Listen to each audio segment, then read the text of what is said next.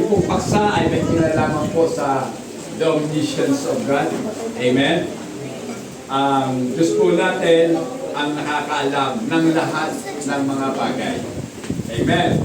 At dahil alam po ng Diyos ang lahat ng bagay, dapat po tayong matuwa at magalak. Amen? Palakpakan po natin ang ating Panginoon. Hallelujah! Rejoice and be glad. Our God is omniscient. Amen. Natutuwa ba kayo mga kapatid? Yes. Ako po tuwag-tuwa.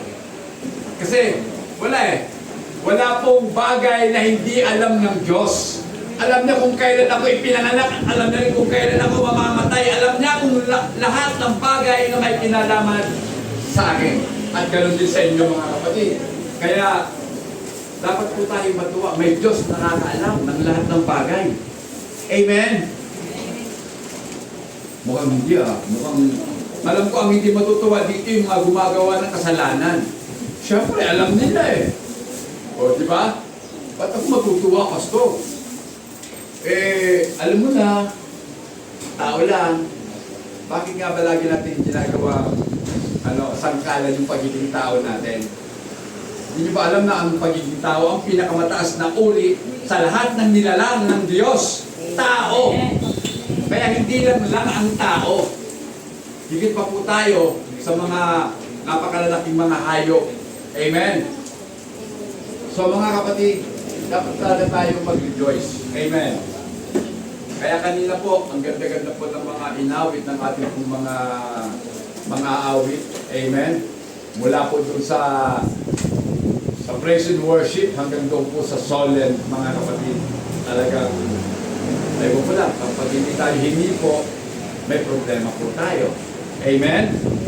So, mga kapatid, pag-usapan po natin ang pagiging omniscience ng ating Panginoong Diyos.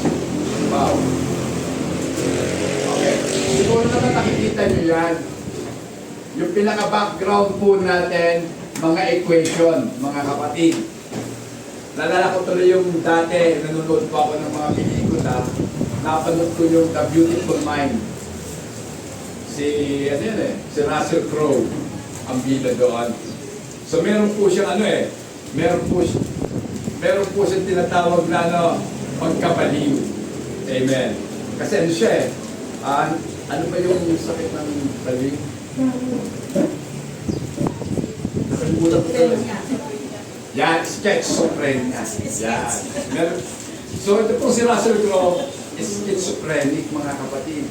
So meron siyang maintenance na gamot, hindi niya iniinom. Pero kahit po siya baliw, marunong talaga siya. Nagsusulat po siya doon sa salamin, sinusulat sa dinding. Sinusulat yung mga equation mga kapatid. So, tao lang yon, pero matalino. Ano pa kaya yung Diyos natin? Na siya ang lumikha ng lahat ng bagay, kaya ubod ng talino ang ating Panginoon. At kung ang ating Diyos ay napakatalino, dapat tayo matuwa. Dahil kung buo pa ang Diyos natin, kawawa tayo. Amen? Kawawa tayo, mga kapatid. Wala siyang alam. Amen. Kaya, next na pa. Ang ibig sabihin po ng pagiging napakarunong ng Diyos po natin at alam niya ang lahat ng bagay, siya po ay nagtataglay ng kompletong kaalaman sa lahat ng mga bagay.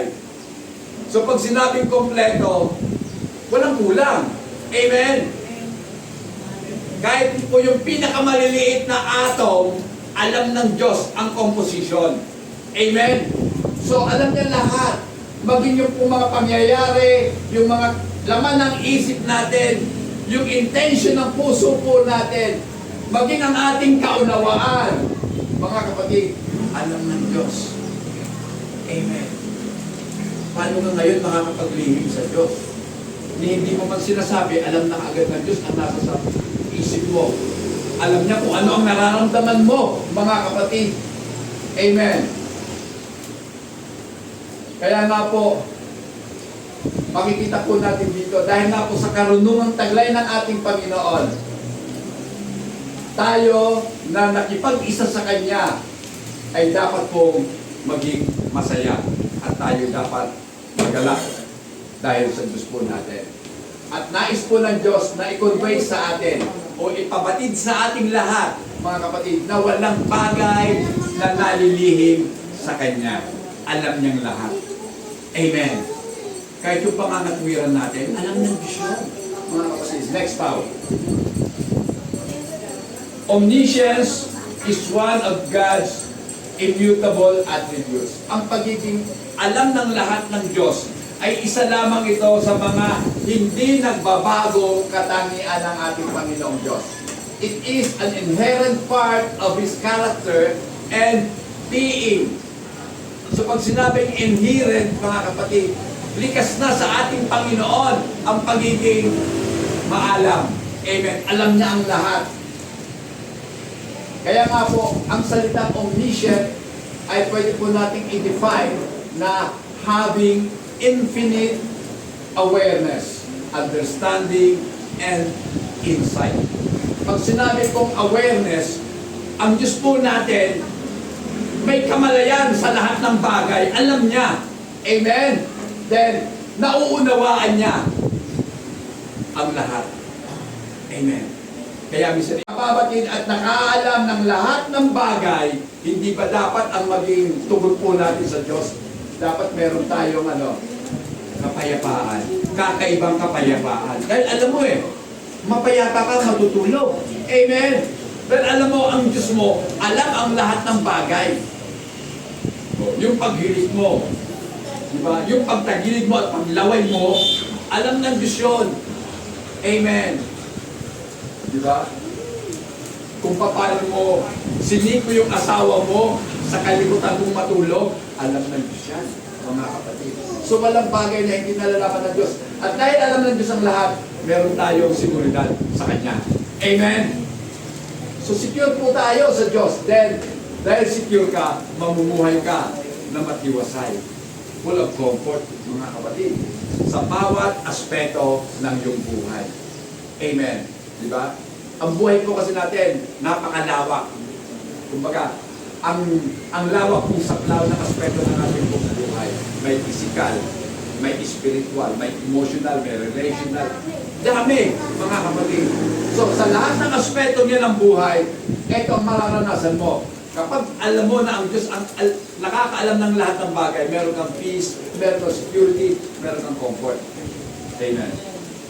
Ayun, mga kapatid, meron pong 5 bagay na dapat po natin ikatuwa at ikagalak, mga kapatid. Una, rejoice and be glad, our salvation is assured. Matuwa daw po tayo at magalak dahil ang kaligtasan natin ay sigurado. Amen! Pastor, naniniwala ka pala doon sa kasiguruhan? Ay, natural. Ikaw ba? Gusto mong i-insure ang sarili mo sa isang insurance company na alam mo na hindi legit? Sige nga. Siyempre, i-insure mo ang buhay mo doon sa sigurado ka. Amen. Kaya sa Diyos na ating pong pinaglilingkuran, sigurado po tayo. Amen. Sa ating pong kaligtasan.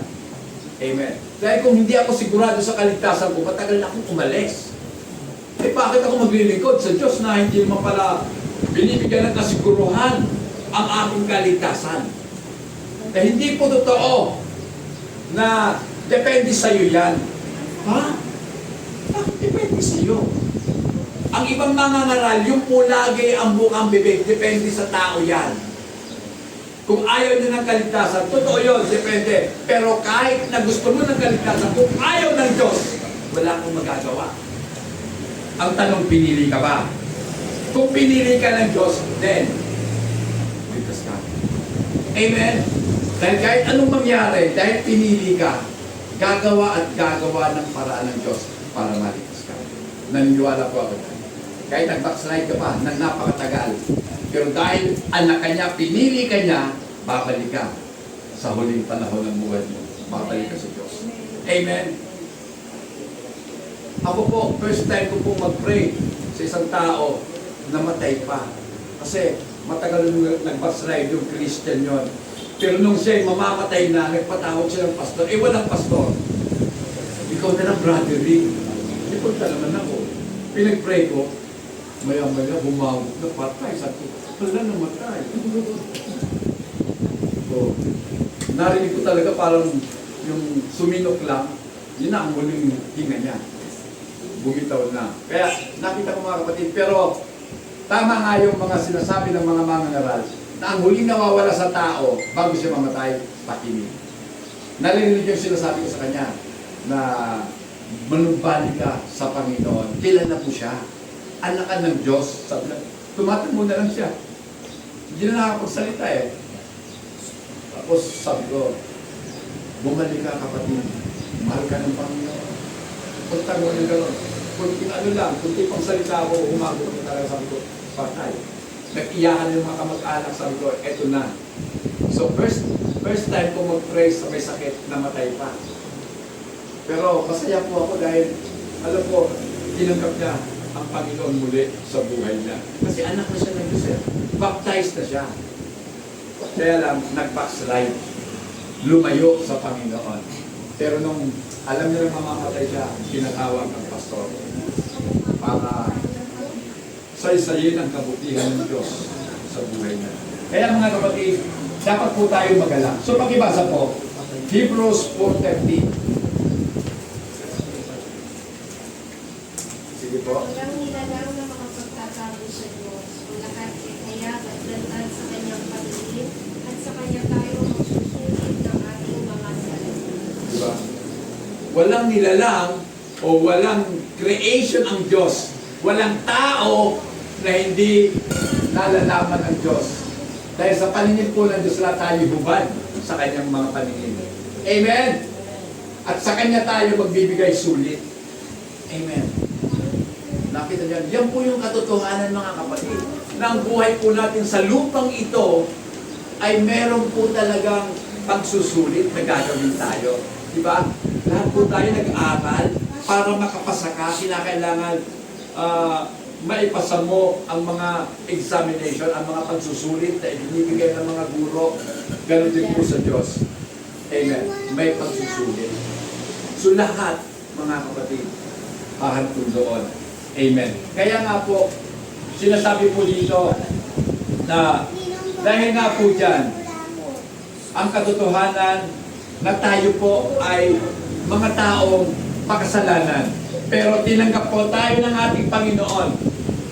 Alam naman ng Diyos eh, ang mga pagkukulang natin. Alam ng Diyos kung gaano kasama ang pag-uugali natin. Pero, tinanggap ka. Pinili ka niya eh. Itong tao, itong ubod ng sama, kukunin ko, babaguhin ko. Kaya, kung kayo po'y mag-share, mga kapatid, huwag yung sabihin na, hindi, masama naman yun, mga loko-loko yan.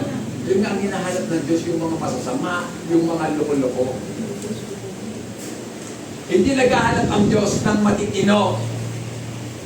Dahil sa totoo, wala siyang matatagpo ang tao matino. Lahat, loko-loko. Ganon ka dati, ganon ako dati. Sira ulo ko. Diba? Hindi ako naniniwala sa Diyos na yung Diyos ng Biblia, dahil ibang paniwala ko noon. Ang Diyos ko noon, yung Diyos na nakikita ko sa larawan. Ganon, mga kapatid. Pero yung Diyos ng Biblia, hindi ako naniniwala doon. Gawa lang ng tao, sabi ko. Gawa lang ng tao ang Biblia. Next, mga kapatid, pakibasa. Psalms 33, 13 hanggang 15. Mula sa langit, kanyang minabasdan. Lahat ng tao na kanyang nila. Nagmamasid siya at namamahala sa lahat ng tao sa balat ng lupa. Ang isip nila ay sa kanya na pula, walang natitingin sa kanilang pula. Amen. So, tingnan niyo mga kapatid. Nakatunghay ang Diyos mula sa langit. Tinitingnan niya ang mga tao. Amen. Ano kayo pinagagagawa ng mga tao dito? Bakit ano nga kabataan ngayon? Mga sira na ang ulo. Amen. Ang dali-dali nilang makipag-away. Ang daling gumawa ng away. Diba? Yung mga motorcycle rider. Mga kamote na. O diba? Kahit yung mga four-wheel driver, kamote din naman sila eh. Di ba? Bakit ganon? Ang sagot, lahat malayo ang isip sa Diyos. Amen. Kung malayo ang isip, di malayo din ang puso sa Diyos. Amen. Kaya eto na. Maghahanap ka pa ba ng kapayapaan sa mundo? Wala kang masusubukan kapayapaan sa mundo. Ang kapayapaan nasa sayo. Amen. Dahil si Kristo ang prinsipe ng kapayapaan, kaya ang sino man na Kristiyano, may Kristo sa puso niya, may kapayapaan siya. At ang kapayapaan nandito sa puso natin. Amen. Palakpakan natin ang ating Panginoon. Amen. So mga kapatid, alam ng Diyos ang lahat ng bagay. Lahat ng ginawa po natin ngayon at mga ginagawa natin noon o mga ginawa natin noon, ginagawa natin ngayon at gagawin pa sa darating na panahon, lahat ay nalalaman ng ating Panginoon. Amen. Ganyan ang ating Panginoon Diyos. Alam niya na kung anong gagawin mo pag uwi mo. So, di ba? Alam niya yun. Ngayon iisipin mo, bakit alam ng Diyos? Dahil ba nakikita niya ang hinaharap? Oo, nakikita niya ang hinaharap. Pero ang totoo, siya ang may akda ng buhay mo. Lahat nakasulat na yan. Nakaplano na sa Diyos yan kung anong gagawin mo. Ngayon, kung babaguhin mo yon, wala kang magagawa para baguhin ang naisulat na ng Diyos. Amen? Bakit? Meron pang liquid paper ang Diyos para pampura. Ay, pupurahin ko to. Likus pala to. Mali. Mali ako. Di ba? Alam natin, ang Diyos hindi nagkakamali. Pag sinabi niya, totoo yun. Amen? Di ba? Nagbabago ba ang isip ng Diyos? Hindi. Ang nagbabagong isip, tayo na mga tao. Ang Diyos hindi. Di ba ganun yung question sa akin?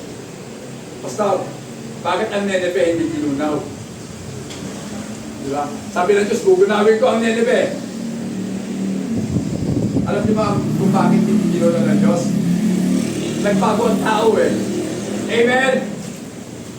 Nagsisi yung mga tao, kaya ang Diyos hindi niya nagdinunaw. Pero kung hindi nagsisi, sigurado yun. Gunaw ang Nineveh. Then, pakibasa rin.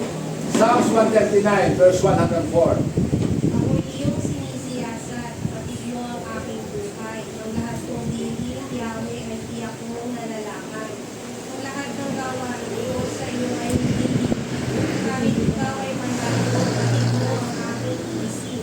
Ako iyong nakikita, gumagawa o hindi man. Ang lahat ng gawain ko ikaw ang iyong nalalaman. Di pa ako ulit yung aking sasabihin. Alam na ng lahat. Alam mo ng lahat yun at lahat ay di manipis. Amen. So, alam lahat ng Diyos, mga kapatid. Amen. So, wala tayong pwedeng mailihim sa Diyos. Kung sasabihin natin, hindi naman ako nakikita ni Pastor eh. Hindi nga kita makikita, pero kitang-kita ka ng Diyos. Amen? Amen? Amen. Alam ng Diyos kung ano ang gusto mo sa buhay mo. Gusto mo bang magkapera? Oo, Pastor. Sino ba nga ayaw? Sige. Ito ang kondisyon. Magkakapera ka, pero mawawala sa iyo si Kristo. Ano gusto mo? Magkapera, pero mawawala si Kristo? O kahit walang pera, basta nandiyan si Kristo? Pastor, pwede bang mabuhay na walang pera? Bakit ang tanong ko ba? Si Adan ba doon sa kasi iba may pera na?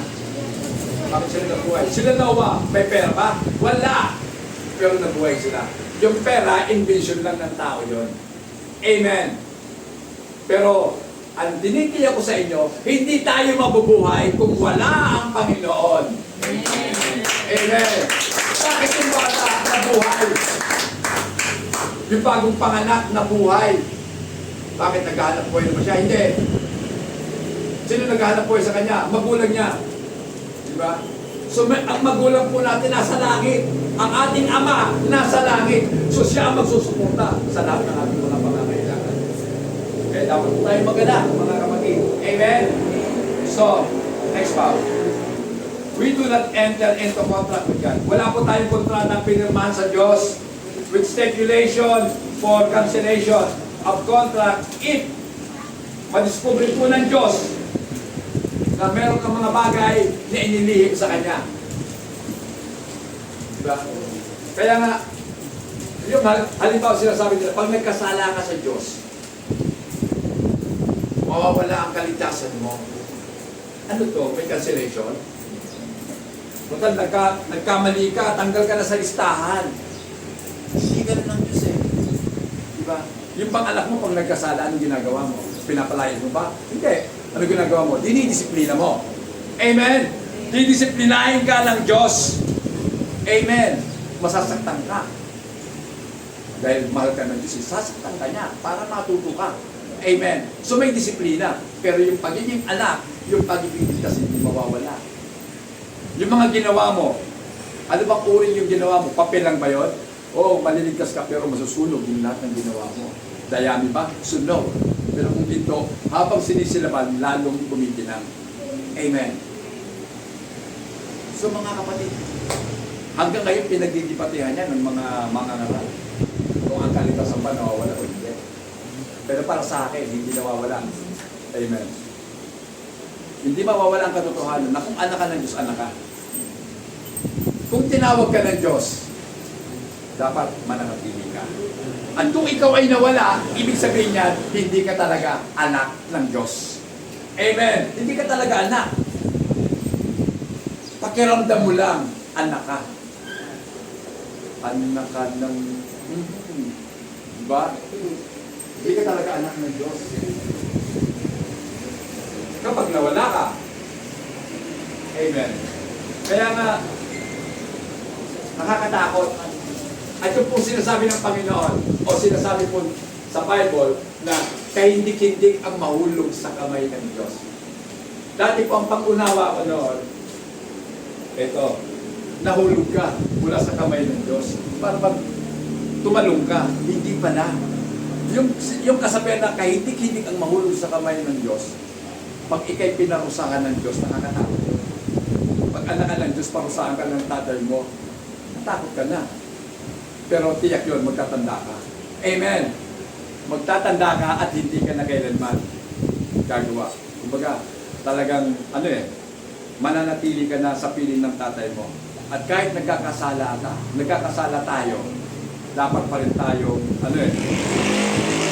alam niyo pa mga kapatid, kung anak ka talaga ng Diyos, alam mong nagkasala ka eh. Di ba? Hindi nawawala yung pagkaalam na nagkasala ka, din babalik ka sa Diyos. Hihingi ka ng tawad, manunumbalik sa Diyos. Amen. Kaya nga mga kapatid, hindi totoo yung sinasabi nila na pwede kang mabuhay na hindi nagkakasala. Kalukuhan po yun. Pero maraming naniniwala doon na pwede daw sa isang araw di ka nagkasala. Ano? Bakit? Kung kaya nga sa isang araw, sa isang linggo, hindi ka magkakasala. Wow! Sabi ko, panaginip. Huwag na tayo maglukuhan, mga kapatid. Diba? Yun lang alam mong tama na dapat mong ginawa at hindi mo ginawa, kasalanan mo na yun. O, hindi ka ba nag-iisip ng masama? Wala ka bang inisip na, ay nako, mayroon kang salita, mga kapatid. Pero nang nagsasalitang ganon, may problema sila. So sabi nila. So sabi po ni A.W. Tozer ganito, knowledge of the Holy, sa kanyang aklat na the knowledge of the Holy, sabi niya dito, to us who have fled for refuge, to lay hold upon the hope that is set before us in the gospel, how unutterably sweet is the knowledge that our Heavenly Father knows us completely.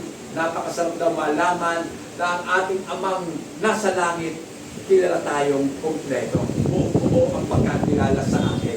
Alam niya yung kahinaan mo, alam niya rin yung kalakasan mo, alam niya ang lahat tungkol sa'yo. Alam niya na ang buko sa paapatay. Alam niya yun. Oh.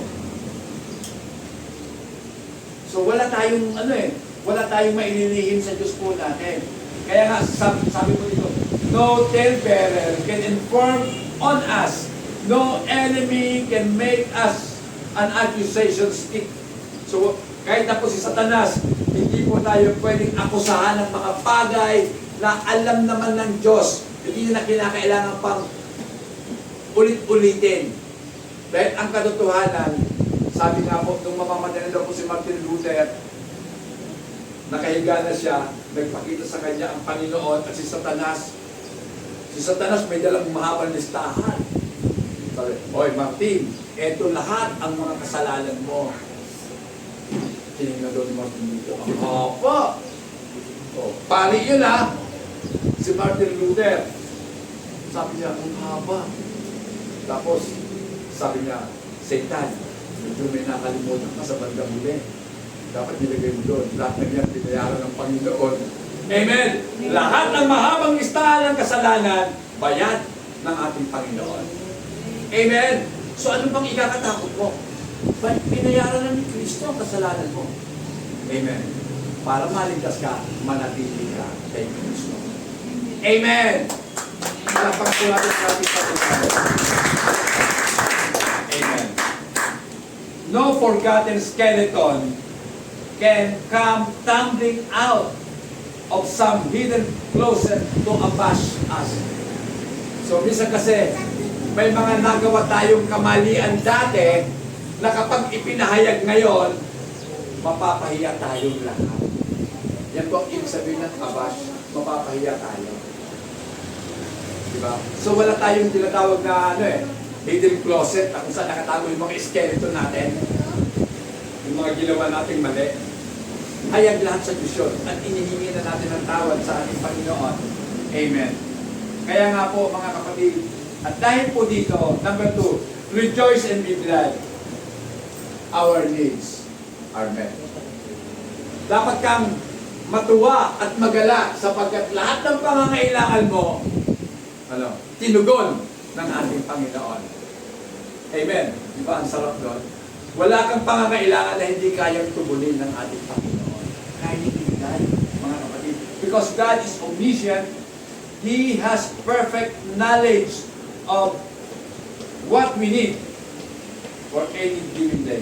So alam ng Diyos, dahil alam niya ang lahat ng bagay, alam niya rin kung ano ang kailangan mo sa araw na ito, sa oras na ito. Alam niya. Amen. Then, kung babasahin nga po natin, Matthew 6, umpisan mo na lang sa 31, okay, 30, hanggang 33.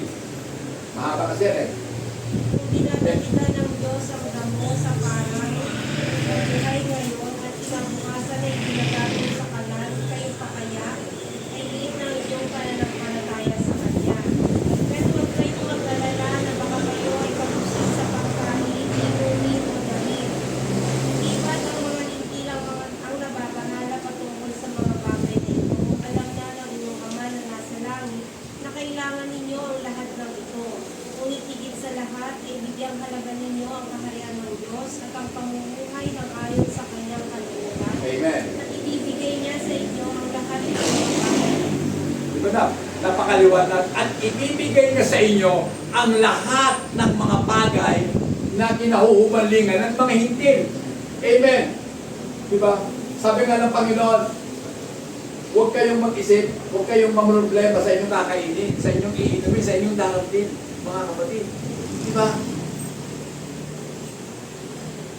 Namumroblema ka ba? Wala akong damit, pastor. Ha? Bakit nakahubad ka ba? Hindi. Meron din naman O meron pala may damit ka. Diba? So alam niyo mga kapatid, pag inulan natin ang Panginoon at ang kanyang katuwiran, lahat ng pangangailangan natin ay pawang idadagdag ng ating Panginoon. Yan po yung katotohanan. Pangako na siya, mga kapatid. Kaya nga po, we invest a lot of our time and money to make sure that our needs would be met and taken care of. God expect us to work hard. So ina-expect talaga ng Panginoon na lahat tayo ay magsusumikap sa pagtatrabaho. Dahil ang sabi po ni Apostol Pablo, huwag kakainin ang tamad. Kung tatamad-tamad ka, hindi ka dapat kumain. Tamad ka maghugas ng plato, huwag kang kumain sa plato. kumain ka sa dyaryo, tapos tapon mo. Di ba? So mga kapatid, ito yun eh. Ang expectation po ng Diyos sa atin, masikap na magtrabaho, ginagamit ang mga kakayanan at pagkakataon na ibinibigay ng ating Panginoon bilang mga tagapangasiwa niya ng kanyang mga pagpapala. Yet, no matter how well we might prepare, we cannot be able to see the future. Diba? Kahit anong plano mo sa hinaharap, hindi mo nga makikita kung ano ang nasa dako ng hinaharap. Amen. Tanging Diyos lang ang nakakaalam ng future po natin. Amen. So because God perfectly know what tomorrow will bring, He is able to provide for us today. Dahil alam ng Diyos kung ano ang darating sa kinabukasan, kayo pala pinagkakalooban ka ng Diyos ng mga pangangailangan mo. Sapagkat mahalaga ang ngayon para maabot mo ang bukas. Amen! Kaya, dapat kumilos ka ngayon para bukas aani ka. Amen! Diba? Magtrabaho ka ngayon para bukas meron kang magagastos, may sweldo ka eh. O diba? Tulog-tulog ka ngayon, bukas nga ka. Wala kang makakain. Ibon man, kung hindi sila lilipad, hindi kakain yan. Diba? Pero hindi nagtatanim ang mga ibon, hindi sila nagkagapas, pero tumutuka na lang. Pero para tumuka, maghanap. At lumipad ng lumipad para makakita. Mga kapatid, alam po ng Diyos lahat ng bagay. Number 3, rejoice and be glad. God holds our future. Hawak po ng Diyos ang ating kinabukasan.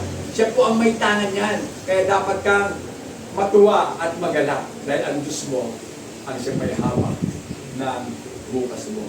Amen. How well is your sleep last night? Gaano ba kahimbing ang tulog mo kagabi?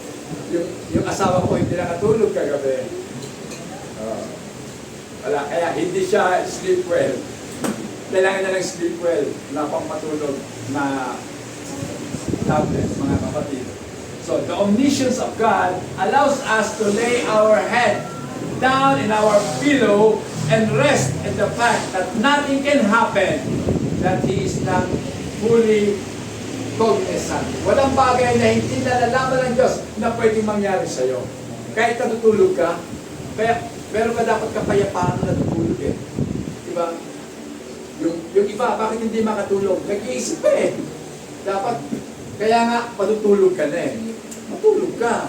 Ay, kung hindi ka makatulog, ano dapat? Magpatulog ka sa ibang tao. Amen!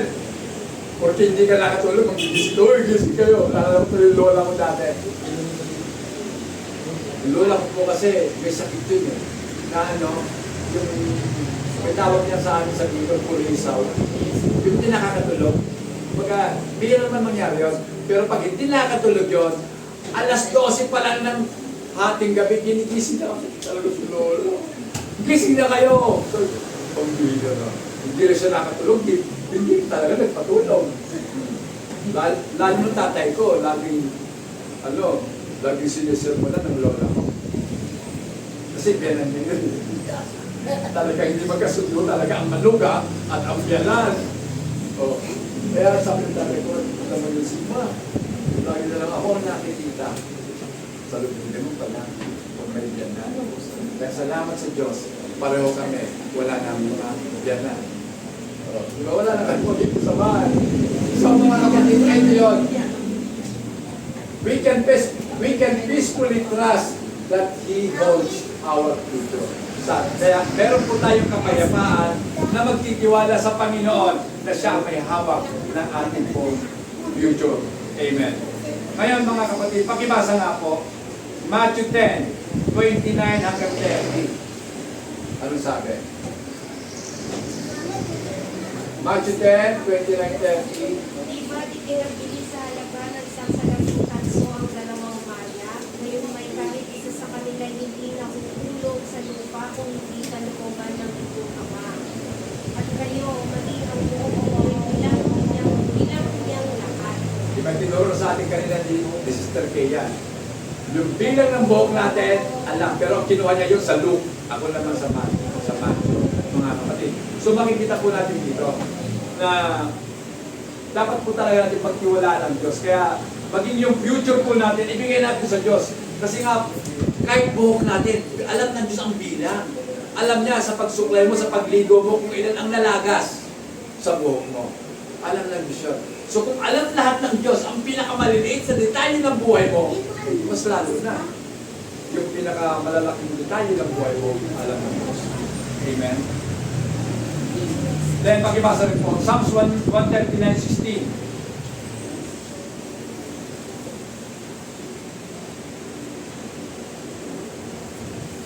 Psalms 139. Your eyes saw my substance, being yet unformed. And in your book, they all were written. The days fashioned for me, when as yet there were none of them. Mga kapatid, ito yung katotohanan. Na bago pa tayo ipinanganak, alam na agad ng Diyos ang buhay natin. Alam niya kung kailan, kung sino magiging magulang natin, alam niya kung anong kasarian natin, alam niya kung kailan tayo ipapanganak, alam niya ang magiging buhay natin, kung sino magiging asawa natin, alam niya, mga kapatid. Alam niya lahat. Sapagkat ang araw ay ginawa para sa iyo. Hindi ang araw, hindi ikaw, may tama ba ako? Ang mga araw ay ginawa para sa iyo. Diba? Kaya ginawa ng Diyos lahat ng bagay, una, bago ang tao, kasi para na sa tao ang lahat ng bagay. Amen. Kaya yung araw, para sa iyo yun. So hindi po yung araw ang nagdidikta sa atin. Amen. Kundi tayo dapat kumilos. Hindi yung araw ang kikilos para sa atin. Amen. So, then, our days are ordained. We can trust that God will keep us alive until, yan, He is ready to call us home. So ito po ang katotohanan, mga kapatid. Alam ng Diyos, itinagdala ng Diyos ang magiging kaarawan natin dito sa lupa. Kaya, isa mga kapatid, hindi dapat talaga natin katakutan ng kamatayan. Pero halos lahat ng tao, takot mamatay. Amen. Kahit mga Christian na yan, takot pa rin sila mamatay. Bakit ko nasabi? Siyempre, gundo-gundo ng buhay dito. Kung alam mo lang, hindi maganda ang buhay dito. Mas maganda ang buhay sa piling ng Panginoon. Amen? Naniniwala ka ba sa binabasa mo sa Revelation? Doon, wala nang pagtangis. Wala nang sakit. Amen? Dito, dahil mong nararamdaman. Sa sobrang init, hinihingal ka. Akyatin hanggang second floor lang, hawak ka na kagad sa mga gilid ng pader. Kasi mahirap, di ba? Sa Diyos, Sister Marlene, wala lang lahat. Amen? So, mga kapatid, yung kamatayan, sa totoo lang, ayaw na ayaw pag-usapan ng mga tao. Meron na kami kaibigan eh. Sabi ng asawa, ayaw niya sabihin sa asawa niya na na tatanungin niya sana kung okay pa yung natin, yung mga titulo. Eh sabi na namin, habang malakas pa siya, kausapin mo na. Yung titulo ng bahay, nasa pa. Ihanda na lahat. Tapos sabi niya nga, duda nga ako sa kasal namin. Bakit? Baka hindi nakarehistro. Sinabi ng isang kaibigan ko ni Sir. Tingnan ko nga ang marriage, ano bang hawak mo? Marriage license o marriage contract na? Contract yata o license? Nung makita namin, kasal naman pala kayo, legit yan. Kasi galing na sa PSA na galing. Marriage, na talaga, certificate. Sabi ko, kasal na kayo. Hindi yung marriage license. Kasi lisensya pa lang yon. So ito na, na-consummate na yung kasal nyo, okay na. Ngayon, tanongin mo asawa mo, tungkol sa titulo ng bahay nila dito sa amin, sa Villahermosa. Meron pa sila sa Tarlac, malaki daw yun. 1,000 square meters yung lote, tapos ang laki ng bahay, lima ang kwarto. Sabi ko nga, ngayon pa lang, buhay pa mismo malakas pa. Tanin mo na. Tapos, dapat doon sa babae din, gumawa na siya ng testamento niya. Alam, gagawa ka nila ng testamento kung gano'n naghihingalo ka na. Dapat malakas ka pa, gumawa ka na. Naiti, papamahal ako, si pastor. Gablag yan. Hindi kami close nun, pero Christian daw yun. So, sabi ko nga, siguro, papasyalan ko yung, kasi sinabi, pinakos din si Sister Sen, gusto ko kayo basta, parang ayaw-ayaw din. Pero darating din tayo dyan. Ngayon, alam niyo kung bakit gano'n? Stage 4 na ang kanyang ang kanyang ang kanyang cancer, big C. So, nakakatakot, no? Pag may mga stage na, mabuti pa din na tayo sa stage. Okay pa, pag nagbaha, hindi ka abuti ng baha. Ibang stage yun. Pero pag sa cancer, pag stage 4, sigurado ka na. Diba? Pero lahat naman mamamatay. Siguradong lahat mamamatay. Kumbaga, depende nga sa paraan ng kamatayan. Pero para sa akin, mga kapatid, masarap mamatay. Naglilingkod sa Panginoon. Amen? Masarap mamatay, naglilingkod sa Panginoon. Masarap mamatay, nagtutuloy ka sa Diyos. Kaysa namatay ka, pinangungungot. Ano yun? Ibalik gusto, wala namang sakit. Iyanin mo yung walang sakit. Para naman mapalapatay yun. O, diba? Wala. Alam niyo mga kapatid, itong katawan natin na to, ang totoo, pwede mong ihalimbawa yan sa damit. Yan lang yan. Wala namang pakiramdam ng damit eh. Kahit iwasin mo, hindi umaangal ang damit. Oh, nahihilo na ako. Tama na. Oh. Hindi ako makahinga sa daming sabon. Okay, wala. Kahit ipasok mo sa maleta yan. Sabi, Pastor, paano yun? Meron akong claustrophobic ako. Takot ako sa mga masisikip. Pag namatay ako, parang, patay ka na nga eh. Parang ayaw niyong ipasok sa kabaho. Bakit? Alam mo ba yun? Alam gusto mo sunod ka? O, yun kasi sinusunod, wala namang pakiramdam eh. Di ba? Wala. Patay na nga, mga kapatid. Pero, ito ang katotohanan. Lahat tayo, bubuhayin ng Panginoon. Amen! Yan ang pinakamaganda. Mamamatay, pero mabubuhay muli. Amen. Sa pagkabuhay muli, mga kapatid, wala nang problema ang mga anak ng Diyos. Amen. Tayo masaya sa piling ng ating Panginoon. Number 4, rejoice and be glad. Justice will prevail. Ito mga kapatid, ito yung pinakamaganda eh. Sa mundo natin, walang hustisya. Amen. Pag mahirap ka, talo ka. Talo ka ng mayayaman. Diba? Election time. Meron bang kumandidatong mahirap nanalo? Pero lahat na nanalo, mapera. O, diba? Kaya injustice yan. Kahit qualified ka, kung wala kang pera, wala. Kahit magaling ka pa, magaling ka mamahala, magaling ka mag-isip, pinamahalaan mo ang pamilya mo ng maayos, talo ka lang ng isang pasagulero dyan, tapay-tapay, pero mapera. O, adik pa. O, diba? Nakaupo sa pinakamagandang posisyon. Mga kapatid, one of the hardest things to comprehend is what seems to be God's lack of justice. Iniisip natin, parang ang Diyos, hindi ko makakitaan ng justice. Bakit yung mayayaman na masasama? Lalong yung mayaman. Yung mahihirap, lalong humihirap. Nasaan ang hustisya, di ba? Yan agad snow natin. Pero mga kapatid, huwag ka. Darating din tayo sa hukuman. Ang hukuman na yun, hukuman ng langit. Doon, ang judge, totoo. Hindi po nasusuhulan ang judge. Ngayon, pag-ibasa muna, Job 34, 21 hanggang 22. Bawat ng tao tinitignan niya, bawat hakbang tinitingin sa kanya. Walang sapat na katitiman ng mapagpapatuan ng mga makasalanan. Diba? So, kahit na daw yung mga makasalanan sumiksik pa sa kadiliman, kita sila ng Diyos. Walang pagtataguan ang mga makasalanan. Amen? Dito, ang mga makasalanan, ang mga mandarambong, pinapupurihan pa ng mga tao, pinapalakpakan, kumbaga pinaglilingkuran. Nasaan ang hustisya? Siya na walang ginawang masama, ipinakupa.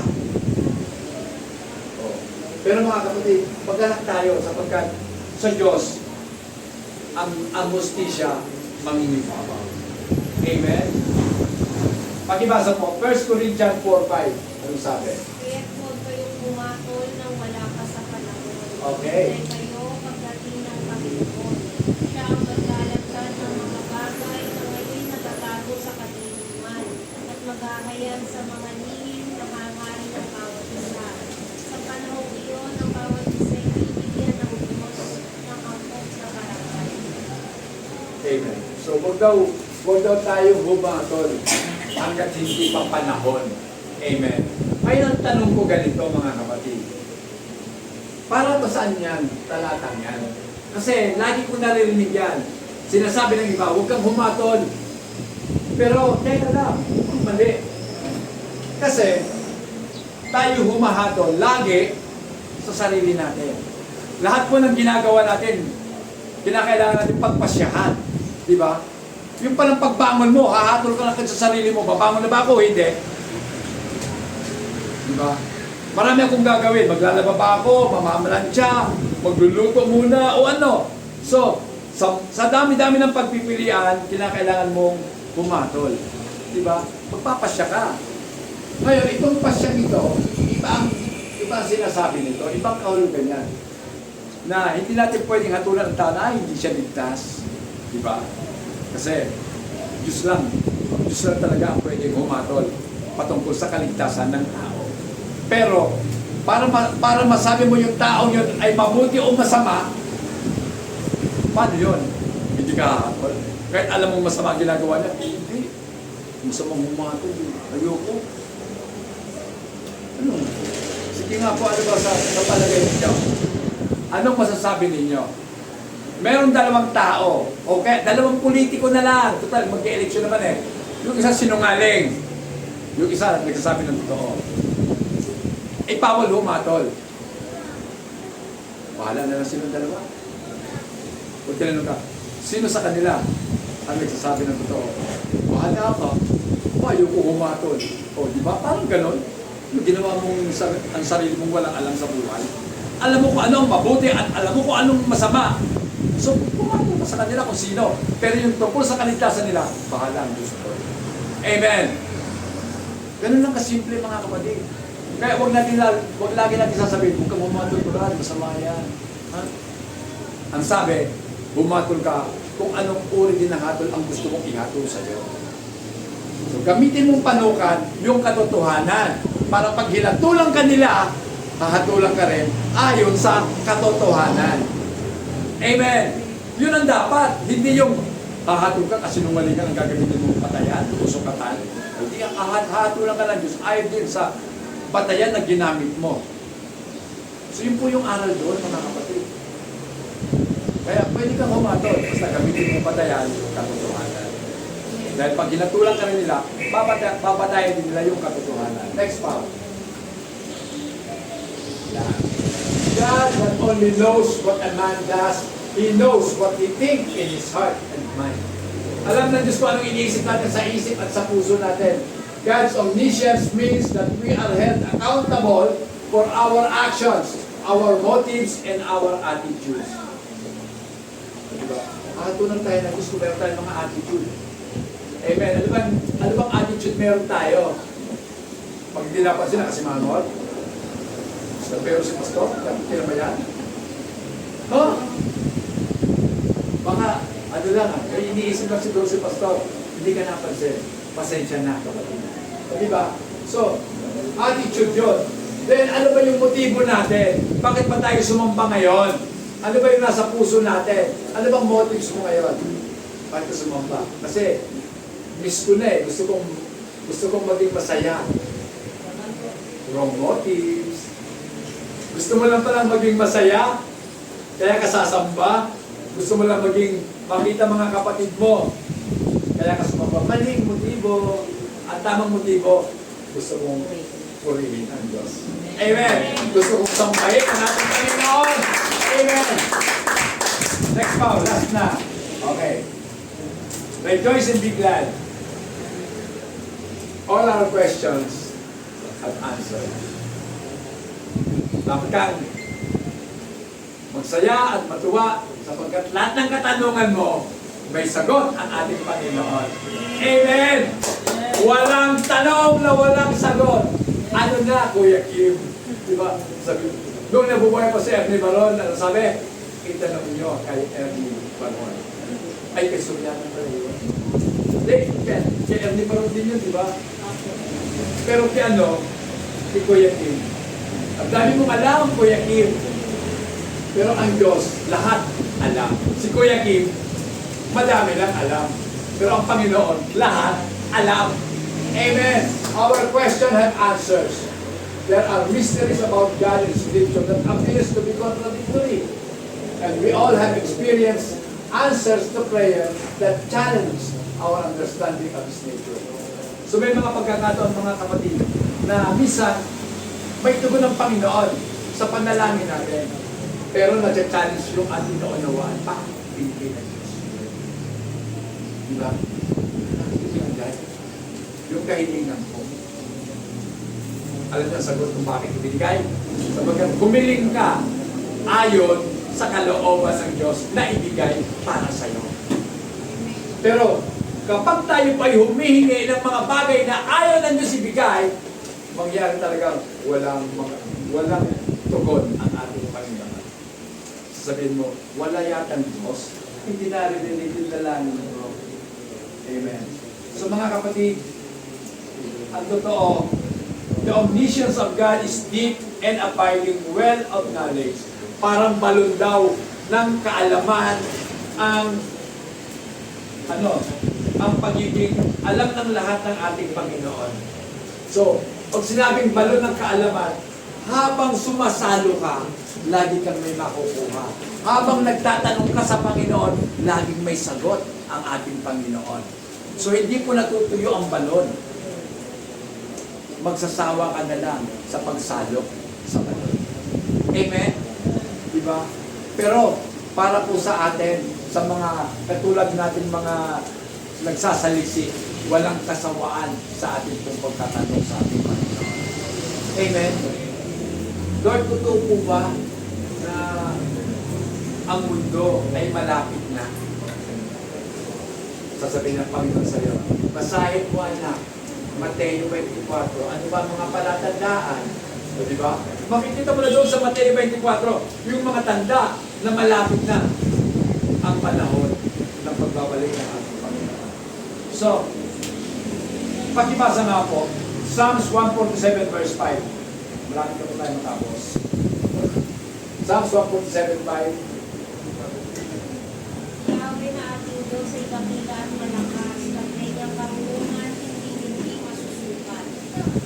Amen. So, great is our Lord and mighty in power. His understanding is infinite. Pag sinabing infinite, walang hanggan. Ang kanyang kaunawaan ay walang sukatan, walang hangganan, mga kapatid. Then, pakibasa rin po Isaiah 40, 13 hanggang 14. Isaiah 40, 13 hanggang 14. Sino ang makapagsasabi ng dapat gawin ni Yahweh? May makapagtuturo ba o makapagpapayo sa kanya? Sino ang kanyang pwedeng sanggunian para maliwanagan? Sino nagturo sa kanya ng landas ng katapunan? So, sino bang magtuturo sa ating Panginoon? Minsan kasi pag tayo humihingi sa Diyos, parang tinuturoan pa natin ang Diyos eh. Diba? Panginoon, ito talaga eh. Gusto ko to. Bakit ba pinipilit natin gusto natin? Siyempre yung gusto ibigay ng Diyos lang ang dapat nating sang-ayunan.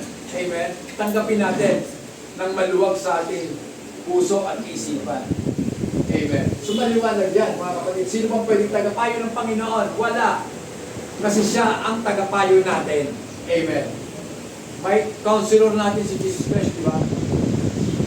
Isaiah 9:6 ang sabi doon. Sa atin papanganak ng isang bata, tawagin ka ng pangalan ano. Tapos sa mga katawagan ng kanyang pangalan, tagapayo. Siya ay magiging tagapayo natin. Then, pakibasa rin po mga kapatid. Ito, Romans 11:33 hanggang 34.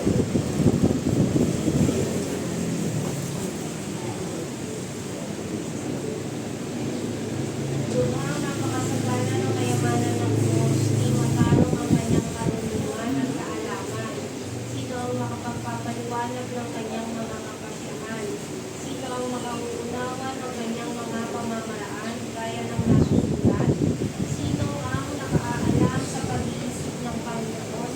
Sino ang maaaring maging tagapano niya? Amen. So, sino ba? Sino nakakaalam sa karunungan na meron ng Diyos? Diba? Wala. Wala nakakaalam. Pero, ang pinakamaganda po dito, binibigyan tayo ng Panginoon ng kakayanan na malaman yung mga gusto lang niyang malaman natin. Yung mga bagay na hindi niya ipinapaalam sa atin, huwag na po natin kaagad hanapin yun. Sapagkat sa takdang panahon, ipapakita rin sa atin ng atin. Kung kaya mo na. Kasi may mga pagkakataon na hindi natin kayang tanggapin ang mga katotohanan. Amen? Hindi mo kayang tanggapin ang katotohanan. Di ba? Minsan nga sinasabi natin, di ba? Masakit talaga ang katotohanan. Di ba?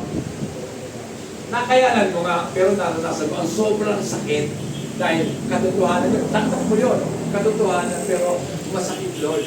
Di mas lalo na yung iba pang mga malalalim na katotohanan, baka bumigay na ang ating isipan. Amen? Kaya hindi niya ibibigay yun. Ibibigay na lang yung kaya mong tanggapin.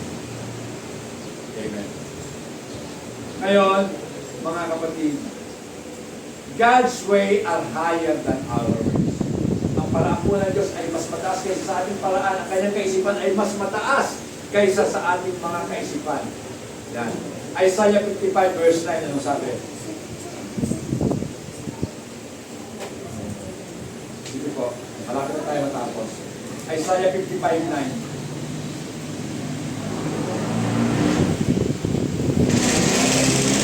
Paano ang langit ay mas mataas kaysa lupa, ang aking kaparaanan ay higit kaysa inyong kaparaanan, at ang aking kaisipan ay hindi maaabot ng inyong kaisipan. Amen. Kaya nga mga kapatid, maraming bagay na totoo, hindi talaga natin lubusang mauunawaan sa buhay na ito ngayon. Amen? But we can trust. Pwede po tayo magtiwala na bagamat hindi natin alam, pero alam ng Diyos natin ang lahat ng bagay. Amen. Kaya nga po mga kapatid, meron tayong kasiguruhan na tatayo sa katotohanan. Amen. Na hindi ka nag-aalinlangan, baka madulas ka, kundi ang paa mo ay magiging firm na tatayo sa batong matibay. Ang batong yun, walang iba kundi ang ating Panginoon. Siya ang katotohanan na kailanman ay hindi ko magbibigay sa atin ng kahinaan at mga problema. Bagkos, mga kapatid, dahil sa katotohanan, tayo pong lahat ay tatayong matibay, maninindigan sa ating pong pinagtitiwalaan. Walang iba kundi ang ating Panginoong Jesucristo. Kaya nga po mga kapatid, dahil alam natin na sa Jesus ang katotohanan, tayo dapat magalak at magpa. Amen. Ang Diyos natin alam ang lahat ng mga bagay. Tumayo po tayo lahat ng kapatid.